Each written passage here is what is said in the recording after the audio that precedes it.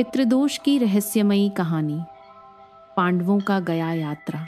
दोस्तों, आज मैं आपको एक ऐसी कहानी सुनाने जा रहा हूँ जो न केवल हमारे पूर्वजों की महत्वपूर्णता को दर्शाती है, बल्कि यह भी बताती है कि कैसे पितृदोष हमारे जीवन में संकट ला सकता है। यह कहानी महाभारत काल की है, जब पांडव भाइयों ने अपने पितरों की शांति के लिए गया जाकर पिंडदान किया था। मैं इसे पूरी विस्तार से बताऊंगा। आप एक प्राचीन कथा सुन रहे हैं जिसमें जंगल, नदियाँ, ऋषि, मुनि और आध्यात्मिक रहस्यों का मेल है। चलिए शुरू करते हैं। महाभारत का वह काल था जब कुरुक्षेत्र का युद्ध समाप्त हो चुका था। 18 दिनों की भयंकर लड़ाई में लाखों योद्धा मारे गए थे।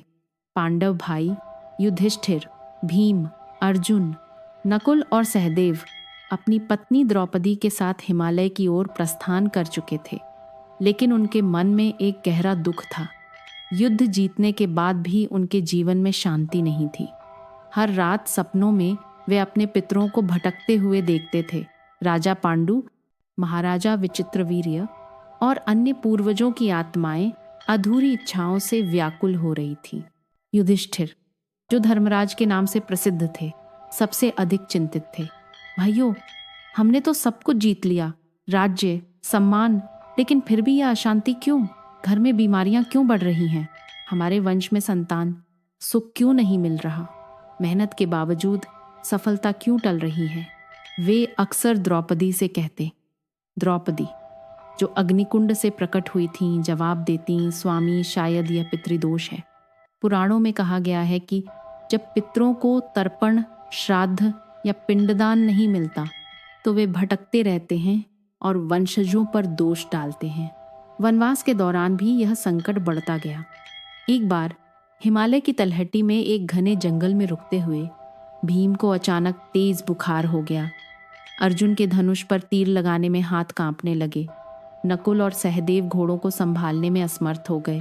द्रौपदी का स्वास्थ्य भी बिगड़ने लगा।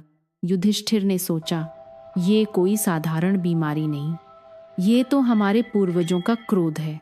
हमने युद्ध में अपने चचेरे भाइयों को मारा, लेकिन अपने पितरों की आत्माओं को शांति नहीं दी। एक रात चंद्रमा की रोशनी में युधिष्ठिर को स्वप्न आया। स्वप्न में राजा पांडु प्रकट हुए। उनकी आंखें उदास थीं। पुत्र, हम भटक रहे हैं, हमें जल, तर्पण और श्राद्ध दो।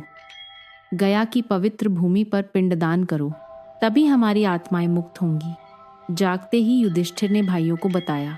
भीम ने कहा, भैया, मैंने भी यही सपना देखा, चलिए गया चलते हैं। वहाँ विष्णुपद मंदिर और फल्गु नदी है, जहाँ पितृशांति के लिए सर्वोत्तम पिंडदान होता है। पांडवों ने अपना सामान समेटा। वे हिमालय से उतरकर पूर्व की ओर बढ़े। रास्ता कठिन था। पहले तो गंगा के किनारे से होकर गुजरे, जहां वे प्रयागराज पहुंचे। वहां त्रिवेणी संगम पर स्नान किया, लेकिन मन शांत न हुआ।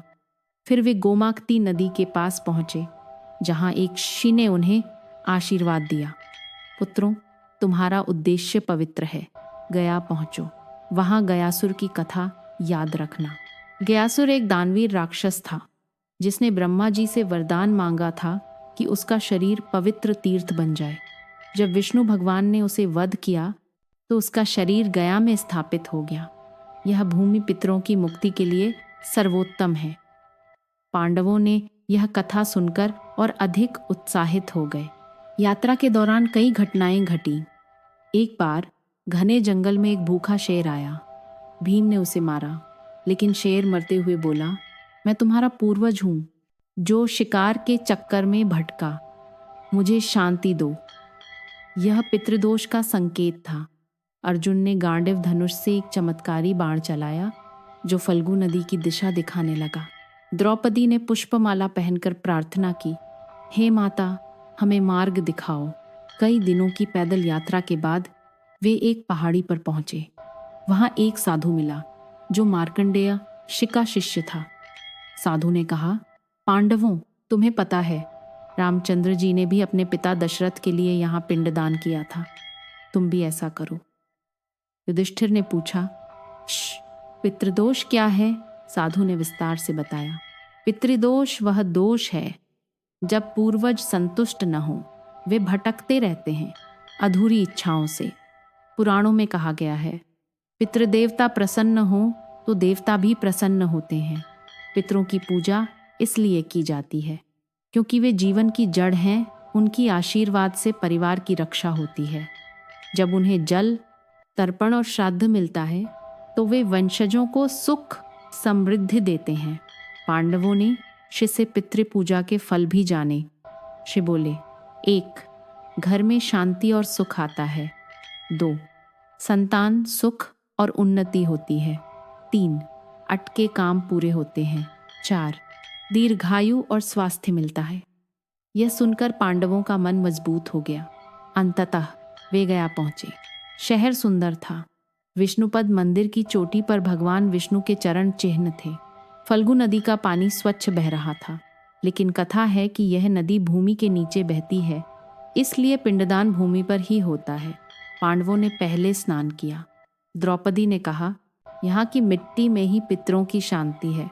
वे अक्षयवट वृक्ष के नीचे रुके जो अमर है। वहां एक ब्राह्मण मिला जो पिंडदान का विशेषज्ञ था। ब्राह्मण ने कहा, राजकुमारों, पितृपक्ष में तो यह सबसे पुण्य कार्य है, लेकिन किसी भी समय यह फल देता है। तुम्हारे पितर इंतजार कर रहे हैं। युधिष्ठिर ने पूछा, कैसे करेंगे हम यह? ब्राह्मण ने विधि बताई। पहले संकल्प, फिर जल तर्पण, फिर पिंडदान। पिंड चावल, जौ और तिल से बनाते हैं, ब्राह्मणों को दान देते हैं। पांडवों ने तैयारी शुरू की। भीम ने चावल इकट्ठा किए, अर्जुन ने पुष्प लाए, नकुल, सहदेव ने अग्नि प्रज्वलित की, द्रौपदी ने मंत्र पढ़े। रात भर वे जागरण में रहे, पुराणों की कथाएं सुनते। ब्राह्मण ने गयासुर की पूरी कथा सुनाई। गयासुर ने कठोर तपस्या की। देवताओं ने विष्णु से प्रार्थना की। भगवान ने कहा, मैं तुम्हें वध करूंगा, लेकिन तुम्हारा शरीर तीर्थ बनेगा। गयासुर प्रसन्न हुआ, इसलिए यह भूमि पितरों के लिए स्वर्ग है। सूर्योदय के समय पिंडदान शुरू हुआ। युधिष्ठिर ने सबसे पहले अपने पिता पांडु के लिए संकल्प लिया, हे पिताजी, आपकी आत्मा को शांति मिले। उन्होंने पिंड बनाया, सफेद चावल, दूध और शहद मिलाकर फल्गु नदी के किनारे रखा। मंत्रों का जाप हुआ। ओम पितृभ्यः स्वधा नमः। हवा में एक सुगंध फैली।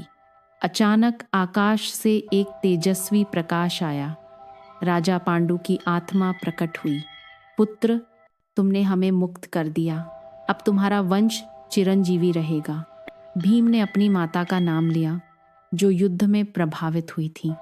अर्जुन ने अपने गुरु द्रोणाचार्य और अन्य योद्धाओं के लिए पिंड चढ़ाया। द्रौपदी ने अपने ससुरों के लिए। हर पिंड चढ़ाते समय आंसू बहते थे। ब्राह्मण ने कहा, देखो, कौवे आ रहे हैं, वे पितरों के दूत हैं। कौवे पिंड चुगने लगे, संकेत कि पितर प्रसन्न हैं। इसके बाद तर्पण, जल में काले तिल, जौ और कुशा डालकर श्राद्ध भोजन ब्राह्मणों को वितरित किया।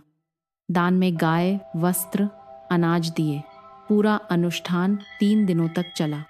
हर दिन नई कथा सुनाई जाती।